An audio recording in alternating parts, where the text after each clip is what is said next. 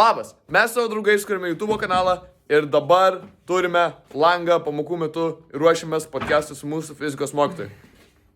Tai jūs čia bando pernešti jam patogesnį fotelį. Čia šuo buvo pėdas uždėjęs ant viršaus. Tada aš jam šiek tiek padedu, šiuo metu tai nepadedu, nes įrašinėjau, tai jis pats čia stengiasi. Tuoj padėsiu. Mykolas setupina visus ten mikrofonus, garsą ir panašiai, tada žiūrėsim, kur kameras įliot, ir panašiai, tuoj parodysiu. Persikeliam dabar visas kėdės, tai jūs valo tą fotelį, nes aišku visas purvinas yra, kadangi čia rūsys, mes darom rūsio podcastą, nes čia studiją turim. Nežinau, ar studiją galima pavadinti, realiai tiesiog tas black screenas, bet jisai tai sulamdytas. Gerai, dabar pasidariau toją konstrukciją.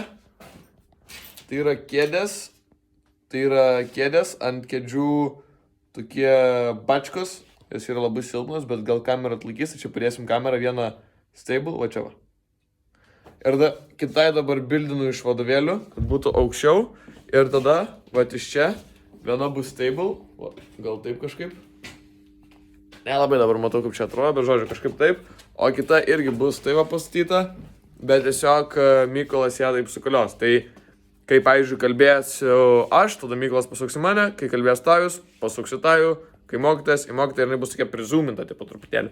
Tai va, o ta bus stable, kad visą laiką būtų visi trys. Čia jeigu ten vienu metu kalbėtume ir panašiai, kad paskui katus būtų lengviau daryti. Tai žodžiu, toliau tiesiog ruošiamės, tvarkomės ir po to pasibaigs šitą pamoką, ateis mokytas ir per ilgąją pertrauką mes nufilmuosim. O jeigu ir tau patinka verslas, kontento kūrimas ir panašiai, tai pasek, nes čia būtent tai ir rodome.